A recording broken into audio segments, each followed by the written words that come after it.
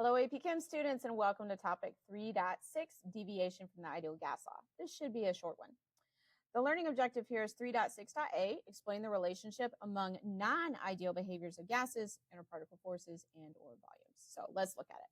So real versus ideal gases. So gases that follow the kinetic molecular theory guidelines pretty closely are called ideal gases. Gases that do not adhere closely to these properties are called real gases. So real gases deviate from ideal behavior the most under conditions of low temperature and high pressure. And you can see why in this image, okay? Because here we are actually following the KMT. They are spread out, they're moving quickly, they're not interacting with each other. Whereas over here, they're much more closely packed. They're not moving around as freely because they're colliding with each other. We sometimes see that they're sticking together. They're not, the volume here is not negligible, and so on and so forth. And so let's summarize that. So at low temperature, you have less kinetic energy, so your IMFs are at play. And at high pressure, you have closely spaced particles.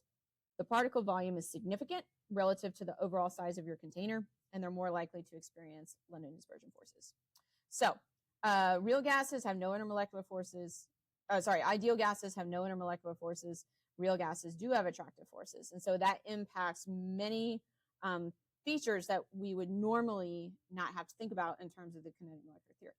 So if we go down here and we look at conditions, standard conditions, STP, my box moved a little bit. STP is 273.15 Kelvin and 1 atmosphere. So that's 0 degrees Celsius and 1 ATM is STP. So be keeping that in mind as we're thinking about low and high pressure.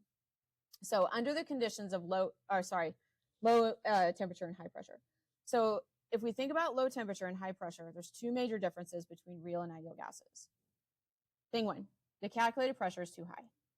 The assumption is that all kinetic energy goes into collisions with the walls, but the IMFs actually slow them down. So the actual pressure is lower because the particles are not hitting with the force that we anticipate them to, because they are losing some of that kinetic energy in their intermolecular forces.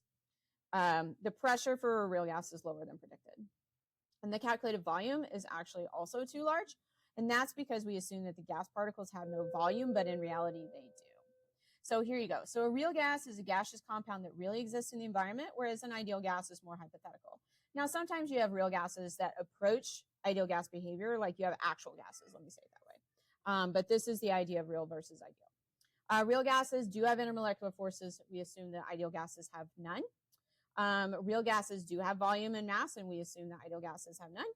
The collisions between real gases are non-elastic, whereas with ideal gases, they are elastic. The kinetic energy of the real gas particles is changed by the collisions, whereas in ideal gases, we assume that those collisions are elastic, and therefore the kinetic energy of the particles is constant. And then finally, a real gas may behave as an ideal gas at low pressure and high temperature, whereas an ideal gas may behave more like a real gas at high pressure and low temperature. So that's actually it for this topic. So you kind of need to be able to think through this a little bit and think about the reasons why.